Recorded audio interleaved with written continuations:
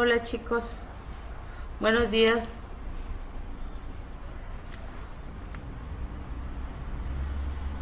Vamos a dar inicio a nuestra clase de economía el día de hoy.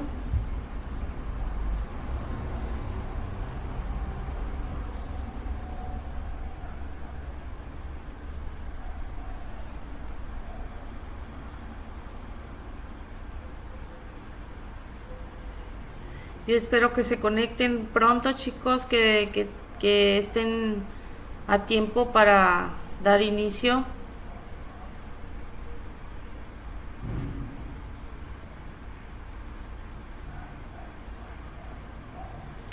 Ya saben, yo no espero mucho tiempo para iniciar. Xochitl, buenos días.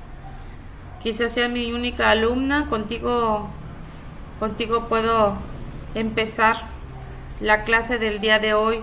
Por ahí he tenido pequeñas fallas con el internet porque de pronto hay bajones de luz y me saca de internet. Entonces, de antemano te pido una disculpa si tenemos por ahí alguna interrupción y yo espero que todo se solucione, que no tengamos ningún inconveniente. Contigo voy a empezar la clase, Xochitl. El día de hoy vamos a darle continuidad al tema que vimos en la clase anterior, que fue, empezamos a ver el tema del dinero. Hoy vamos a ver también la segunda parte de este tema, que es el dinero. Bueno, este tema ya vimos ayer una breve historia del dinero, cuál es el dinero fiduciario, cuál es el que tiene valor en sí mismo y cuál es el que no. También vimos que sirve como intercambio para, pues, para obtener bienes y servicios. El día de hoy vamos a ver otro aspecto del dinero, el proceso de creación de dinero. Cuando depositamos dinero en nuestra cuenta bancaria, el banco, buscando obtener un beneficio, puede prestar todo ese dinero o parte de él. Fíjense, tener un dinero no es simplemente estático, es una situación estática, sino que podemos nosotros hacer que ese dinero se siga generando, ¿sí?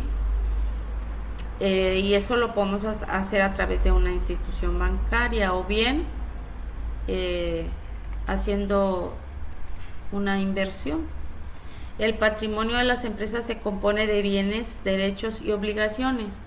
Los bienes y derechos se denominan activo y las obligaciones reciben el nombre de pasivo, o lo cual que quiere decir ingresos y gastos.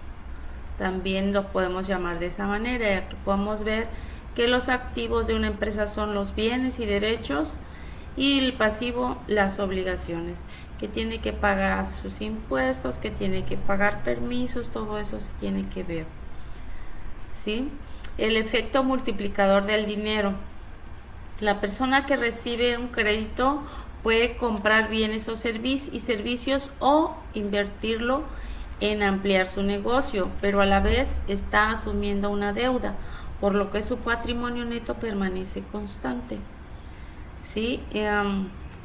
Cuando se habla de un crédito, de entrada tú dices, tengo dinero, pero ese dinero también pertenece al banco. ¿Por qué? Porque tú lo estás adquiriendo a través de un crédito. Por eso se vuelve como ese, ese, ese dinero que entra, por un lado es activo y por otro lado es pasivo porque lo debes, ¿sí? Representa una deuda.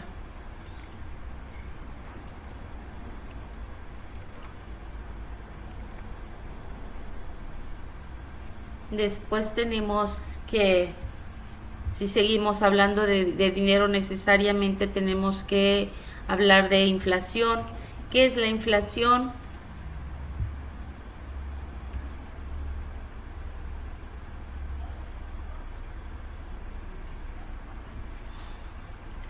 ¿Qué pasa, Xochitl, con estas niñas? Con Dania y con Sherlyn. No les voy a poner asistencia por ti. ¿De acuerdo? La inflación es la variación de alza de los precios. En sentido contrario, una variación a la baja de precios se conoce como deflación. Contrario a lo que es la inflación, es una alza de precios. Existe inflación cuando los precios de una economía suben de una manera sostenida y generalizada. Esto es, no nos alcanza para comprar. No, el dinero que tenemos nunca nos va a alcanzar para comprar lo que queremos, para cubrir nuestras necesidades.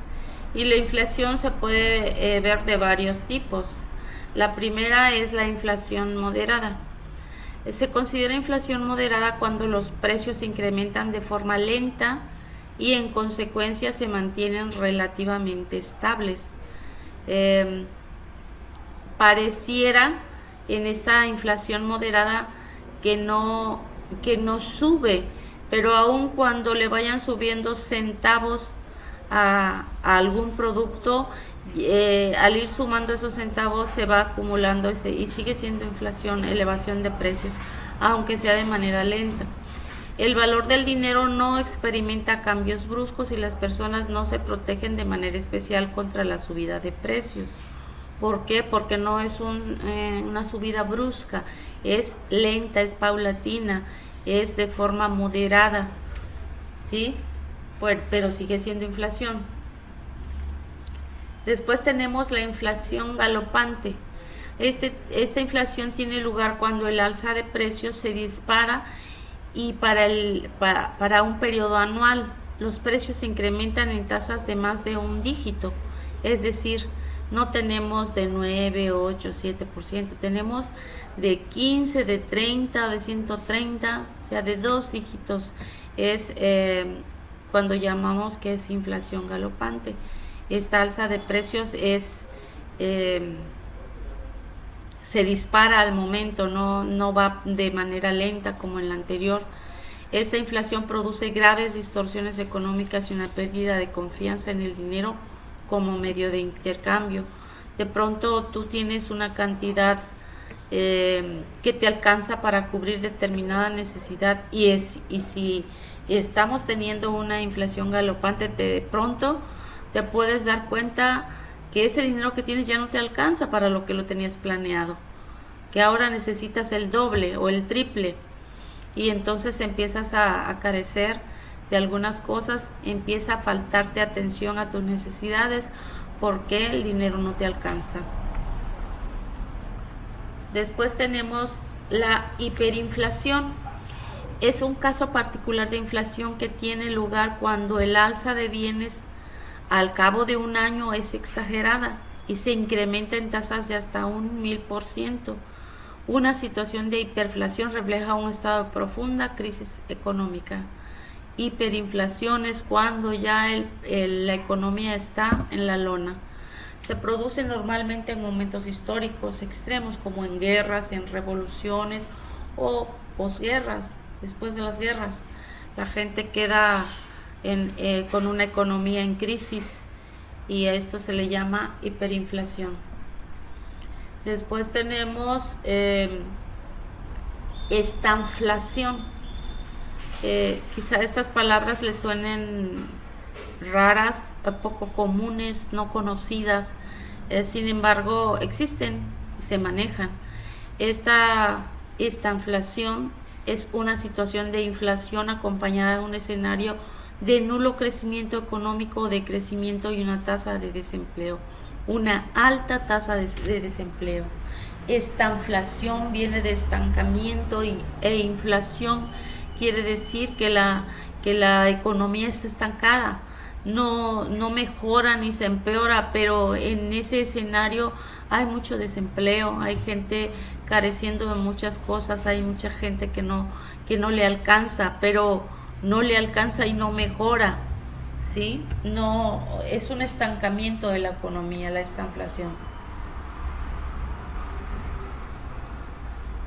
Las causas de la inflación, vamos a ver cuáles son las causas. Hay inflación de costes. Se produce cuando los costes de producción aumentan y se trasladan a los precios de los productos. Cuando la materia prima que se utiliza para producir algún producto aumenta en precio, aumenta el precio del producto ya elaborado. Entonces esto se le llama inflación de costes. El origen puede ser subidas de los salarios, beneficios o precios independientemente de su demanda, motivada también porque algún grupo está ejerciendo su poder económico. Cuando se les paga, cuando la clase trabajadora pide un aumento de salario y la empresa se ve obligada para no tener paros y no tener problemas con la producción, a incrementarles el salario, esto va a repercutir en los precios de los productos. También van a tener que subir los precios de los productos que están produciendo para poder sacar el dinero y poder pagar las nóminas. El origen puede ser subidas de los salarios, como decía aquí, y eso va a repercutir en los productos. Después tenemos otra causa que es la inflación autoconstruida. Es una espiral inflacionista que se alimenta de sí misma. Los agentes económicos toman decisiones teniendo en cuenta lo que ha sucedido y lo que esperan que sucederá. Esto es de las expectativas que tienen de cómo va a evolucionar la economía. Y la van construyendo, esta inflación la van determinando en función de cómo evoluciona la economía. Otra causa es la inflación de demanda. Esta es causada por aumentos en la demanda, de la demanda agregada no correspondidos totalmente por aumentos de la producción. Esto tiene que ver con las empresas producen de manera normal, no hay aumento en los precios de los insumos, su producción está saliendo bien, sin embargo hay mucha demanda. El tener mucha demanda genera que tengan que producir mayor cantidad y esto también puede ser una causa de la inflación por la demanda del producto, de los productos que se generen o que se fabriquen. Esto fue la clase de hoy, chicos. Xochitl, yo espero que tú puedas transmitirle a los demás. Sherlyn, maestro Lino, saludos maestro Lino, espero que esté bien. Y por ahí espero también que le hagan saber a sus compañeros que tienen que cumplir con los horarios que se requiere, tienen que cumplir también con sus trabajos pendientes y ya no les queda mucho tiempo, son ya las últimas clases, ya vamos a periodo de exámenes y los trabajos en periodo de exámenes va a ser más difícil que se los tome en cuenta, que se los califique, así que pónganse al corriente con todo aquello que no han enviado porque de ello depende su calificación. ¿Qué van a hacer con este tema que vimos? Bueno, pues van a elaborar un mapa conceptual con la inflación y los tipos que de ella existen. Y aquí les pongo un ejemplo, ustedes lo pueden hacer con la forma que ustedes quieran, pero siempre y cuando consideren como idea general la inflación, los tipos de inflación y en qué consiste cada uno. De acuerdo, aquí creo que ya les estoy dando hasta el número de cuántos tipos hay, ¿verdad? Pero me interesa que lo llenen, que lo procuren no copiar y pegar, transcriban, en la medida que ustedes transcriban van a asimilar alguna que otra palabra, alguno que otro conocimiento.